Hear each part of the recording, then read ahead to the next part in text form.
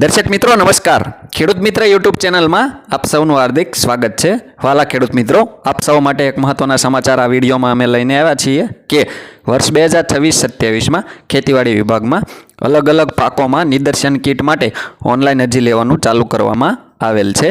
જી હા દર્શક મિત્રો, આજના આ વિડીયોમાં આપણે માહિતી મેળવીશું કે નિદર્શન કીટ સહાય યોજના અંતર્ગત કયા કયા પાકોમાં સહાય મળશે, નિદર્શન કીટ અંતર્ગત શું શું મળશે, આ નિદર્શન કીટ મેળવવા માટે ઓનલાઈન અરજી ક્યાં કરવી, ક્યારે કરવી, કેવી રીતે કરવી, ઉપરાંત ઓનલાઈન અરજી કરવા માટે કયા કયા ડોક્યુમેન્ટ જોઈએ, ઓનલાઈન અરજી કર્યા બાદ શું કરવું, પૂર્વ મંજૂરી મળે પછી નિદર્શન કીટ ક્યાંથી લેવી વગેરે વિશે આ વિડીયોમાં આપણે વિસ્તૃતથી સંપૂર્ણ માહિતી મેળવીશું.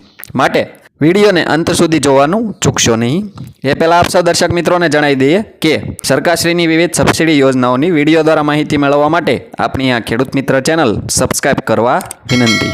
સાથે સાથે દર્શક મિત્રો, વિડીયો ગમે તો લાઈક કરજો અને વધુમાં વધુ ખેડૂત ભાઈઓને આ વિડીયો શેર કરવાનું એટલે કે મોકલવાનું ભૂલશો નહીં.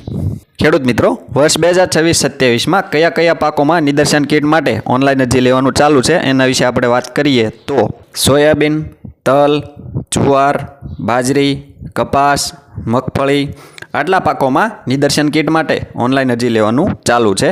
હવે દર્શક મિત્રો, આ નિદર્શન કીટમાં શું શું મળશે એના વિશે આપણે વાત કરીએ તો સામાન્ય રીતે જે તે પાકનું બિયારણ મળશે, ઉપરાંત બિયારણની સાથે સેન્દ્રિય ખાતરમાં પ્રોમ ખાતર અથવા દિવેલીનો ખોળ મળશે, ઉપરાંત એનપીકે લિક્વિડ, બાયો ફર્ટિલાઇઝર, ઉપરાંત નેનો યુરિયા કે નેનો ડીએપીની બોટલ અને ફેરોમેન ટ્રેપ કે એલોસ્ટિકી ટ્રેક. સામાન્ય રીતે દર્શક મિત્રો આ મુજબની વસ્તુઓ મળી શકે, જેમાં થોડો ઘણો ફેરફાર પાક મુજબ હોઈ શકે છે. હવે દર્શક મિત્રો, આ નિદર્શન કીટ મેળવવા માટે ઓનલાઈન અરજી ક્યાં કરવી, ક્યારે કરવી, કેવી રીતે કરવી એના વિશે આપણે માહિતી મેળવીએ તો આપ સૌએ ગુજરાત સરકારના આઈ ખેડૂત પોર્ટલ 2.0 ઉપર ખેતીવાડી વિભાગની યોજનાઓમાં નિદર્શન નામના ઘટકમાં ઓનલાઈન અરજી કરવાની રહેશે. આ ઓનલાઈન અરજી દર્શક મિત્રો તારીખ 27 મે 2026થી 5 જૂન 2026 સુધીમાં ઓનલાઈન અરજી લેવાનું ચાલુ છે.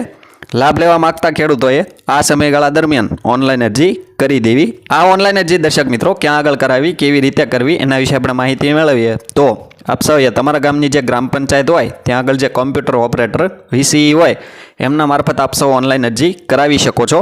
ઉપરાંત સીએસસી કે કોમન સર્વિસ સેન્ટર હોય ત્યાં આગળ પણ આપ સૌ ઓનલાઈન અરજી કરાવી શકો છો.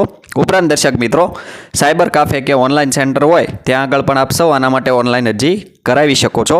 ઉપરાંત દર્શક મિત્રો, એક મહત્વની બાબત કે હાલમાં લગભગ મોટાભાગના ખેડૂત ભાઈઓ પાસે એન્ડ્રોઈડ મોબાઈલ હોય છે અથવા તેઓ પોતાના શિક્ષિત સંતાનો દ્વારા ઘરે બેઠા પોતાના મોબાઈલમાં આના માટે ઓનલાઈન અરજી આપ સૌ કરી શકો છો.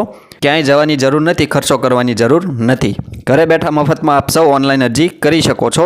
આની સરળતા માટે અમે અમારી ચેનલમાં એક વિડીયો બનાવેલ છે કે આઈ ખેડૂત પોર્ટલ 2.0 ઉપર અરજી કેવી રીતે કરવી, ફોર્મ કેવી રીતે ભરવું. એ વિડીયોની લિંક ડિસ્ક્રિપ્શનમાં આપ સૌને મળી જશે. હવે દર્શક મિત્રો, ઓનલાઈન અરજી કરવા માટે કયા કયા ડોક્યુમેન્ટ જોઈએ તો 7/12 અને 8 આધાર કાર્ડ, બેંક પાસબુક અને આધાર કાર્ડ સાથે લિંક હોય એ મોબાઈલ નંબર. આ ડોક્યુમેન્ટ લઈ જઈ દર્શક મિત્રો આપ સૌએ જે તે સ્થળે અથવા ઘરે બેઠા પોતાના મોબાઈલમાં ઓનલાઈન અરજી કરવાની રહેશે. ઓનલાઈન અરજી થઈ જાય ત્યારબાદ દર્શક મિત્રો એ ઓનલાઈન અરજીની પ્રિન્ટ આપને આપવામાં આવે અથવા મોબાઈલમાં કરેલ હોય તો અરજીની પ્રિન્ટ કઢાવી આપ સૌએ પોતાની પાસે રાખવાની રહેશે. કંઈ જમા કરાવવાની જરૂર નથી. ખેતીવાડી વિભાગમાં નિદર્શન નામના ઘટકમાં જેટલી ઓનલાઈન અરજી મળે છે એ તમામ ઓનલાઈન અરજીઓનો ડ્રો કરવામાં આવશે અને ડ્રોમાં પસંદગી પામેલ ખેડૂતોને પૂર્વ મંજૂરી આપવામાં આવશે. આ પૂર્વ મંજૂરી અંગે દર્શક મિત્રો આપ સૌને તમારા મોબાઈલમાં મેસેજ દ્વારા જાણ કરવામાં આવશે. ઉપરાંત તમારા તાલુકાની ખેતીવાડી ઓફિસ અથવા તમારા ખેતીવાડી ગ્રામ સેવકશ્રી દ્વારા તમને પૂર્વ મંજૂરીનો હુકમ આપવામાં આવશે. આ પૂર્વ મંજૂરીનો હુકમ દર્શક મિત્રો આપ સૌ ઘરે બેઠા પોતાના મોબાઈલમાં પણ ડાઉનલોડ કરી શકો છો. આના માટે પણ અમે અમારી ચેનલમાં એક વિડીયો બનાવેલ છે કે પૂર્વ મંજૂરીનો હુકમ કેવી રીતે ડાઉનલોડ કરવો. એ વિડીયોની લિંક ડિસ્ક્રિપ્શનમાં આપ સૌને મળી જશે. પૂર્વ મંજૂરી મળે ત્યારબાદ દર્શક મિત્રો તમારા તાલુકાની ખેતીવાડી ઓફિસ અથવા તમારા ખેતીવાડી ગ્રામ સેવકશ્રી દ્વારા આપને જે તે સ્થળે જે માન્ય સંસ્થા કે માન્ય મંડળી હોય ત્યાંથી નિદર્શન કીટ મેળવી લેવા માટે જણાવવામાં આવશે.